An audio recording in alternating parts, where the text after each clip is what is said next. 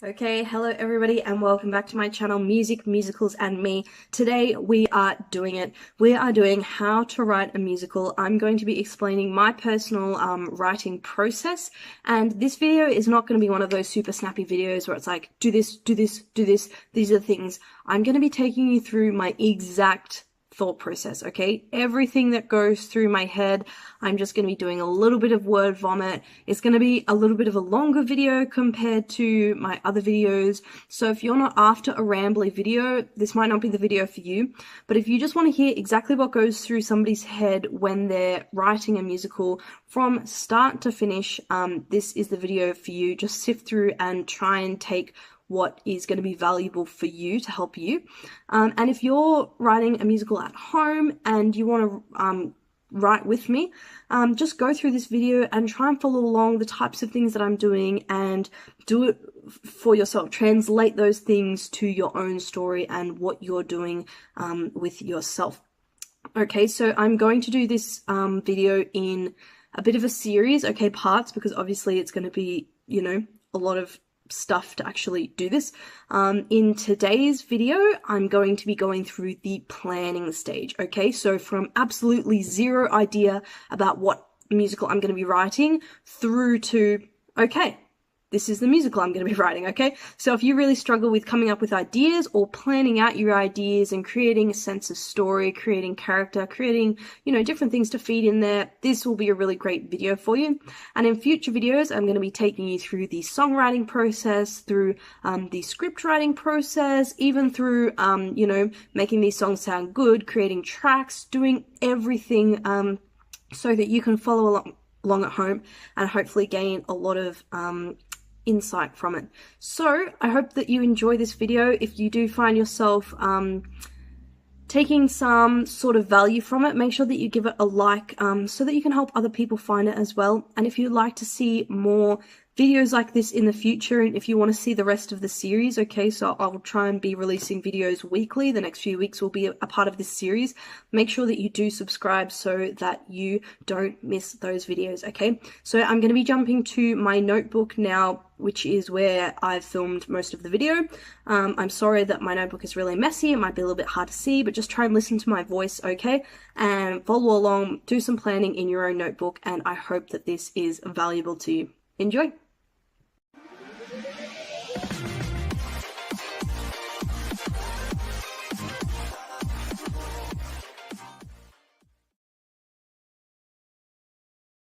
Okay, here we go, everybody.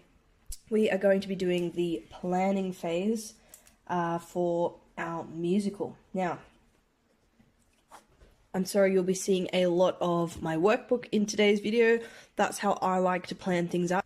If you like to do it on the computer or in some other way, that is absolutely fine. I'm just going to be taking you through today my personal way of doing it, okay? So, number one, most important thing, always start from the knowns, okay? And this is a little bit similar to finding the path of least resistance, which I talk about in this video right here that I'll link to. But basically, you want to figure out the things you know about your musical, and they will answer other questions and give you more knowns, okay? So for me, I honestly have absolutely no idea what I'm writing this musical about, okay? I'm purely writing it right now so that I can make these YouTube videos and help people like yourselves who are writing a musical, okay? So that is actually a known, my purpose, what I'm writing the show for. And this known, so knowing why I'm doing it, is going to give me a little bit of information. So right now, if I decide to write a 3-hour epic for the purpose of making a few YouTube videos and helping people learn how to write or giving an insight into my writing process, that is going to take me a very, very long time, and I will not be able to release those videos for a long time. So I want to do something short form. For me, I've decided that I'm going to do a 10-minute musical, okay? Now, this is a pretty extreme sense of short form, okay? So you might decide that you want to do an hour-long show. You might decide you want to do a standard book musical, 2 hours, 2.5 hours with an interval. You might decide you want to do a 3-act show with 2 different intervals, okay? So you could do any kind of form that you want, but think about why you're writing this show. Are you writing it to be performed at schools? You might want to look at half an hour, 40 minutes. Are you writing it to be performed in theatres? Are you writing it to be performed at old folks' homes? Like, why are you writing this show? Start from your knowns, no matter how unhelpful they might seem. You might think, well, that piece of information isn't going to help me at all, but every known will lead to something else, okay? So now I have a new known. I'm going to write a 10-minute musical. Now, I know that doesn't sound like a lot of time. If you haven't seen a really short musical before, I would definitely recommend that you go and look up 21 Chump Street by the amazing Lin-Manuel Miranda. I'm sorry if I said that wrong. But yeah, it's 14 minutes, I think, and it's amazing just how much of a story you can communicate in such a short amount of time, okay? So I'm going to be endeavoring to write a 10-minute musical. Now, this new known gives me some additional information, okay? So because it is short form, I want it to be quite light-hearted, okay? I don't want it to be a super heavy, sad story that's going to move my audience to tears in the space of 10 minutes. I don't think that's realistic, so I want it to be quite light and funny. And I also want it to be kind of something that's easy for them to understand and latch onto. So, you know, I don't want to be exploring the space-time continuum and time traveling back, and that's affecting the future, and like all of these super, super complex things that might take a little bit more time to understand. And just thinking straight away in my head now, in order to help the audience understand really, really quickly and jump on board, I may want to be using some types of theatrical devices like a narrator, potentially. A narrator is a really great way to get across information very, very quickly, okay? So you don't have to think about how you're going to create the exposition within the narrative or within the dialogue or the story. You can just have a narrator blankly and very obviously just say, hey, this is what's going on. So I may want to be using some kind of narrator for my short form, okay? So if you are at home and you are playing along, I want you to be doing the exact same thing, okay? Start with your knowns, whatever they may be, okay? You're going to have at least one when you sit down to write a musical. It could be, why do you want to write a musical? It could be, what do you want to work on in this musical? Do you want to work on your music writing? Do you want to work on your characters? Do you want to work on, you know what I mean? So take whatever known you have. Mine was why I'm writing, and from that I was able to get what kind of form or length of show that I wanted to do, okay? So figure out your knowns, let it lead to another known. I've been able to deduce a few extra things here that are going to inform my decision making, okay? Now, I still don't have any sense of characters, any sense of plot, any sense of real anything at the moment. All I have is a few rough little things that are going to point me in the right direction, which is what you absolutely want. Now, when it starts to come to story, characters, things like that, there are a whole bunch of different ways that you can come up with ideas, okay? If you're watching this, you may already have an idea, which means absolutely good job. Good, you don't have to worry too much if you've got your whole thing set up. But for me, again, I have no idea what I'm going to be writing about today. And sometimes coming up with ideas can be really overwhelming. It can be really hard. You can just sit on your butt going, I have absolutely no idea what I'm going to write about, okay? So I would suggest to start from a few different avenues, okay? So you could start from plot, okay? What's going to happen in this story? What do you want to happen in this story? What are some events or things that would be cool to happen? So actually the happening, you could start from some ideas from there. Plot is an important part of a story. You could start from character. So I've got a really great idea for this character. He's going to look like this and he's going to have this cool costume, and, you know, having a few character knowns is going to lead to further questions answered, okay? And character is a big part of writing a story. Now the third is theme. Okay, so what message do I want my story to tell? What do I want it to leave the audience with as a sort of takeaway? And of course, your musical doesn't have to have some overarching message or anything huge like that, but I think that stories are really effective when they're about something bigger than just the plot, just what happens, when there's some kind of deeper message or deeper meaning for the characters. When the characters learn something, it means that the audience often can learn something as well. So theme, again, or message is a really big part of storytelling. Now for me, I'm going to go with theme today just to see what I can kind of figure out from that.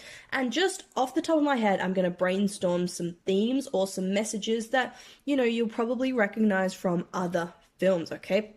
So straight away, I can think of good versus evil, okay? What a classic. The idea that good will always prevail over evil. And there are many, many, many stories that explore this idea. The Bible, I feel like, explores this idea. Satan and evil and God and heaven. Star Wars, the Siths, the Jedi, good guys, bad guys. It's a pretty big one there for use. Now, just exploring some other ideas here. Slow and steady wins the race. Slow and steady wins the race. You've probably heard of it. The idea that, just knuckling down, doing your thing, taking it a little bit at a time is often more effective than somebody who's really fast but, may get distracted or, think they're the greatest.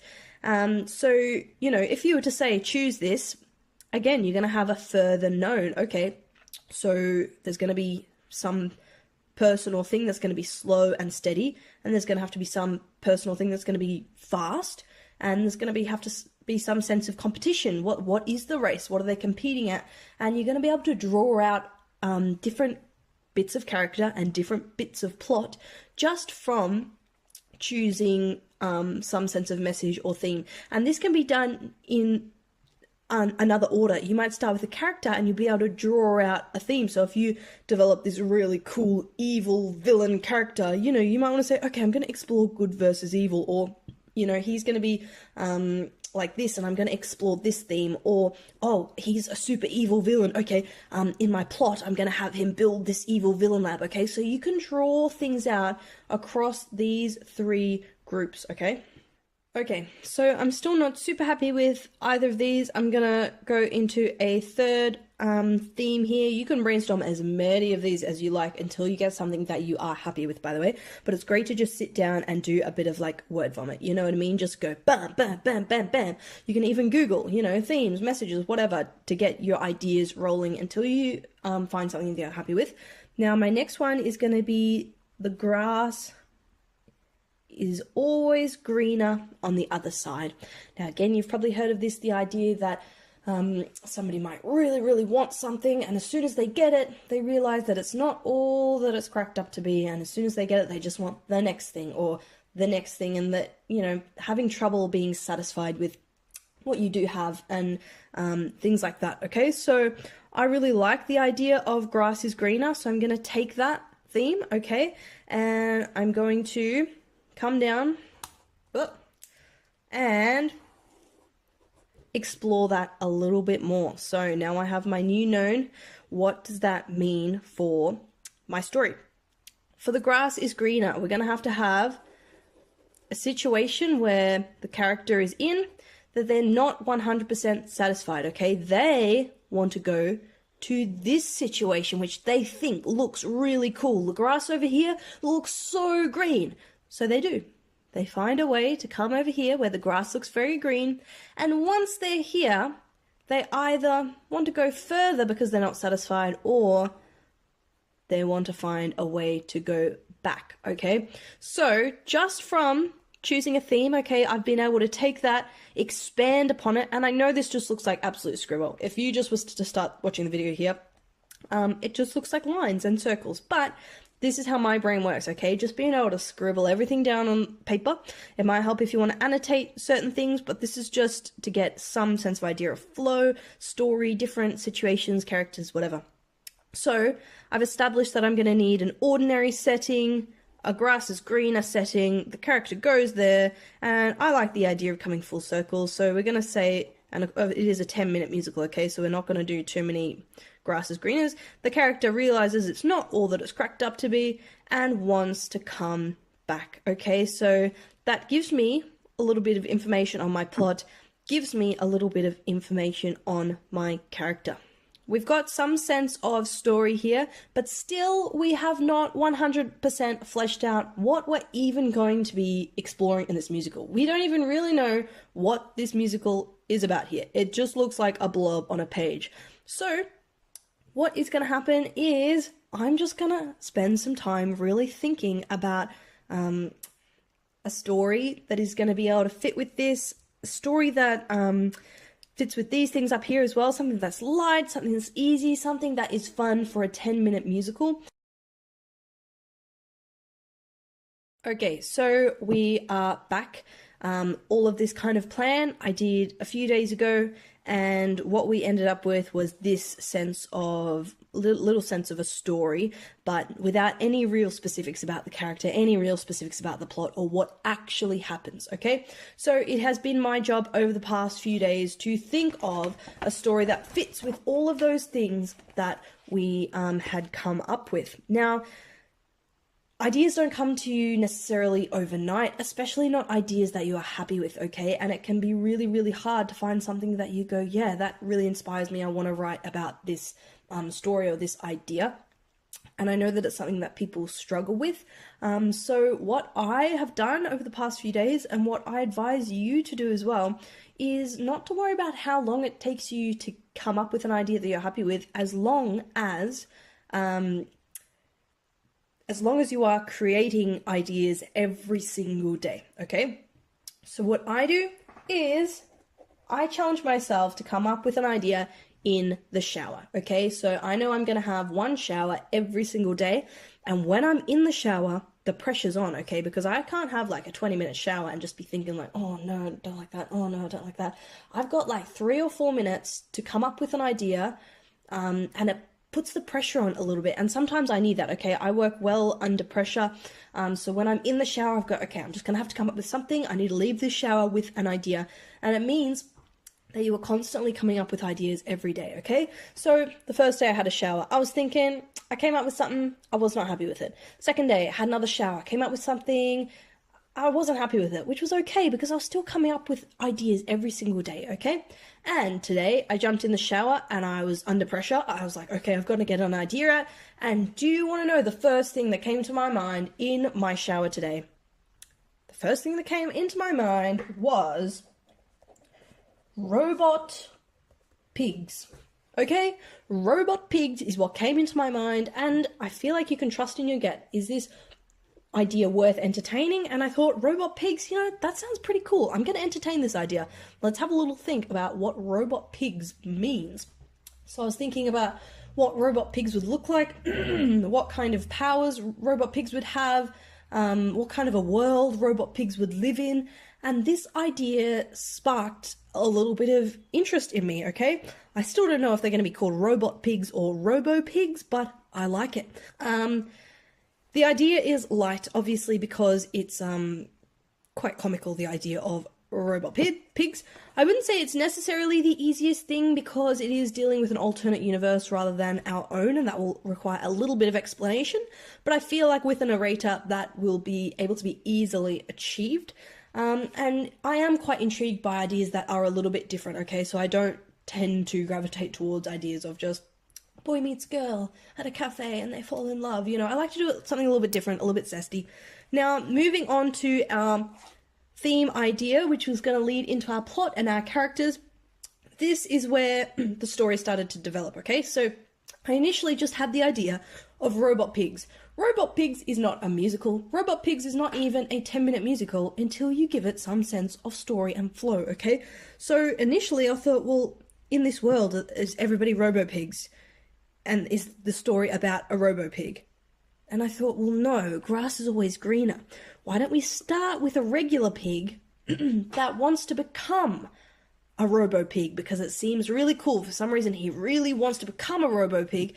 And when he becomes a Robo Pig, he realizes it's not all that it's cracked up to be, and he wants to go back to being just a regular pig. Okay, so this gives us some more information. We've got character, we've got a little pig that has a dream, okay? We've probably got the other pigs that disagree with him, like maybe his mother pig doesn't want him to become a robo pig for certain reasons. Other pigs who oppose him. Maybe there's other pigs at school. Maybe there's other pigs at work that think that he's silly for his dreams. I'm not sure yet. And then in terms of characters, I'm trying to create this world here where pigs can become robot pigs. So obviously animals talk in this world, and animals have lives in this world. Is this world exclusively a pig world, or are there other animals in this world? Okay, so I like the idea that there are other animals, kind of like Zootopia or whatever. So like a world where other animals can kind of live and have a life and do things.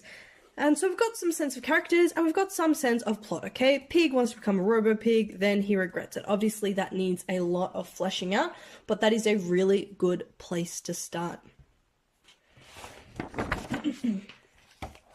Now, jumping back across to this page, we've got robot pigs, and we're going to be using something called the story circle. This is Dan Harmon's story circle, and it is not to be confused with the hero's journey, okay? I know that sometimes the hero's journey can be portrayed in a circle, but this is the story circle by Dan Harmon, and I will try and leave an image here of something a little bit more sophisticated than what I'm about to draw, or a link in the description or something like that. But basically, it's this idea that the story is a circle, okay?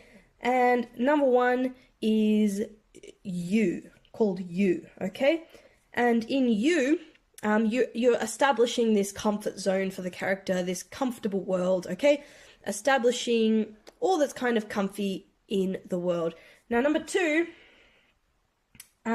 is need, okay? So in number two, the character has a need or desire, okay? So if we're talking about robot pigs, number one, we're going to be establishing this world. I've decided maybe there's going to be other talking animals, this world where animals live.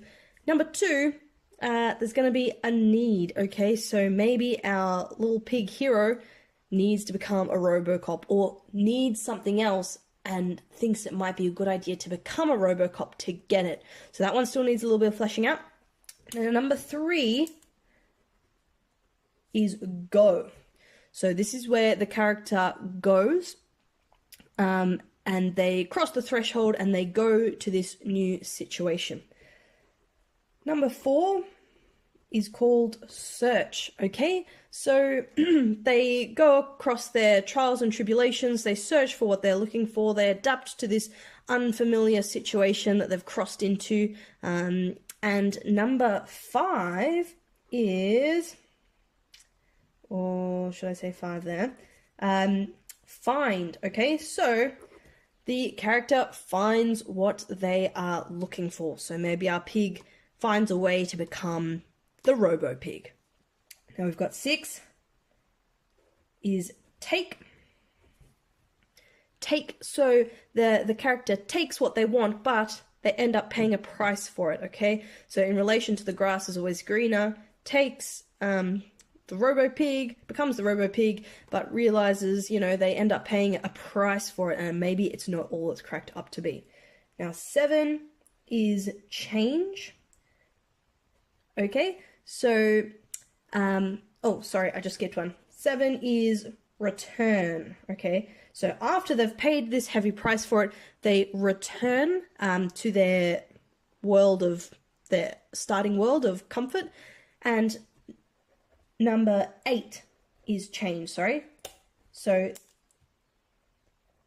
oh, this is very messy, sorry. Number 8 is change, so they return to their world having changed, okay, so something is new.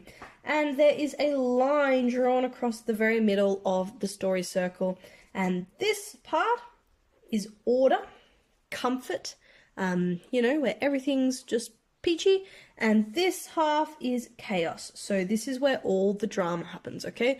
This is where they're in the comfortable world. In this part, they're at the start of their story, they're in the comfortable world, they cross over into the world of chaos, they're trying to find what they get what they want, but it comes at a price, they return home having changed, and then we're back to the start, ready for them to go on another adventure. Okay, so that is a very, very brief description of the Story Circle. If you search in YouTube, Dan's Harmon's Story Circle, you'll be able to find a much more comprehensive look at it.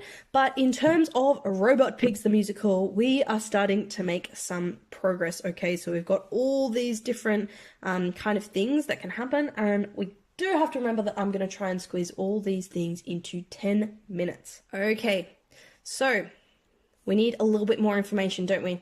And in order to get it, we're going to just go back to what we know, okay? Robot pigs. I'm going to do some research about robots and some research about pigs. Now, in my research about pigs, I came across a lot of different things, such as obviously info about pigs, which is useful for creating dialogue and jokes and things like that. But what's going to be even more useful is like cultural references and things like that. So something that really I liked a lot was the expression "when pigs fly." Okay, I feel like everybody knows it. It's a very well-known expression, and it's something that we could play with. Okay, so there's also things like the three little pigs. Okay, so, you know, that could be a part of the story, or it could just be a little passing joke at the start, some kind of nod towards it, because again, these are things that everybody knows about. So, you know, I'm going to keep doing research on different things that could be referenced throughout, and of course, thinking about what kind of robot pig a robot pig would be, what kind of robotic elements, and, you know, when I'm thinking about what kind of robot elements, I'm probably thinking, you know, when pigs fly, robot pigs can probably fly, okay? So then we come back to the Story Circle. We've established this comfortable world. I'm going to be thinking about some kind of place where animals can live, and I'm absolutely going to be using the narrator to communicate this. So the narrator, for example, just could come straight out and say, the year is 2082. Animals can talk, you know? Animals can live a life, blah, blah, blah. They can go down the street and buy a newspaper. They can rent out a house. They can, you know, so using the narrator to get across this information very, very quickly. Now, we want to also be establishing our main character. I haven't really decided what kind of a little pig this main character is going to be. In my heart, it says maybe like a little 12-year-old, you know, pig who's just got big dreams, but maybe a little bit older to then be able to go and become a Robocop. I'm not sure. It could be a pig in a dead-end office job who wants a little bit more zest out of life. I'm not sure, but I think I'm going to go down the path of more of a young pig, okay? And my idea at the moment is that this young pig really has a lot of big dreams, and he wants a lot of things, and he keeps saying to people, oh, can I join in with this? Or, Mum, can we buy a PS17, a PlayStation 17, and can we do this? And everybody in his life keeps saying to him, when pigs fly, we can, you know, do this. When pigs fly, I'll buy you a PlayStation 17. When pigs fly, I'll let you play with us. So everybody keeps saying to him, when pigs fly, because it's this kind of common expression in the pig community of that's never going to happen because pigs don't fly, okay? So people keep saying to him, when pigs fly, I'll X, Y, Z. So this little piggy decides, well, if these things can happen when pigs fly, I'm going to make pigs fly. I'm going to try and become a robot pig. I'm going to try and develop this, you know, robotic suit or robotic wing attachments or something super awesome and, you know, really go for it in order to get X, Y, Z. So he needs something. He needs to get all of these things that people keep telling him when pigs fly, so he decides to go and figure out how to become a robo-pig that can fly. Okay, so on his search, maybe he goes to different parts of town and has to talk to different animals. Maybe he has to go to the lizard community and find this, and he has to go to the bird community, figure out how to make wings, or something like that. Maybe he has to go to different pigs in the pig community, I'm not sure. So he needs to search for different ways to become a robo-pig. And at some point, he finds out how to become the Robo Pig, and he's like, yes, now I'm going to be able to fly. I'm going to be able to show everybody that, you know, pigs can do anything, and now my mum's going to be able to buy me a PlayStation 17. This is fantastic. And he does it, and he becomes a Robo Pig, but maybe this ostracizes him from his pig community, and instead of making things better and getting what he wants and, you know, getting all those things that people said when pigs fly, maybe now it's worse than ever, and he ends up paying a price, and things are not so good for little Robo Pig, and he doesn't really belong anywhere. He doesn't belong in the lizard community or the bird community or the pig community anymore. He doesn't have a home, okay? So he has to return. He has to give up his Robo Pig dreams. He has to get rid of all his Robo Pig equipment. He returns back home, having changed. Now he realizes that he doesn't need to fly. Maybe he just needs to save up his own money for a PlayStation 17. Maybe he just needs to learn to appreciate all of the pig things that make him a beautiful pig, and he doesn't need to become a Robo Pig. So, just from a little bit of research and, you know, connecting a few ideas, chucking in some references, okay, using the story circle, we've started to get a little bit of a sense of story, okay? And I would say enough sense of story and enough sense of, like, theatrical language, knowing I'm going to use a narrator, knowing that it's going to be quite fast-paced, quite jokey, okay? And quite silly, I guess. That, I think, personally for me, is enough to get started. And I don't like to overplan things. I know that this might look like overplanning to some people if you're not super big planners, but for me, I like to just have a bit of a rough outline and then just go for it. Just start writing. Okay, that is it for today's video. I hope that you enjoyed it. I hope that you got something out of it. Like I said in the video, that's kind of where I'm going to be leaving my planning stage. If you're more of a planner, feel free to go ahead and really more meticulously plan it in like loads of detail. But I think that it's good to just start writing once you've got a bit of an idea, because you can figure things out as you start to create and through that process of creation. So make sure again that you subscribe so that you don't miss the next videos in this series. In the upcoming videos, I am going to be going through the writing process in terms of songwriting, in terms of script writing, okay? So this was just the planning phase. This was just the planning phase. I am going to be taking you through the rest of what it takes to write a musical, okay? So I hope that this has been really comprehensive, and then I hope it can continue to be really comprehensive, because there isn't a lot of information out there about the absolute nitty-gritties. I'm sorry that was so rambly from just my head, but I hope that it has been of value. Let me know down in the comments if you enjoyed it and what you struggle with in the planning phase. For me, it's just keeping it all contained. Sometimes I go on little tangents, okay? So I hope that you have enjoyed and that you have a great day.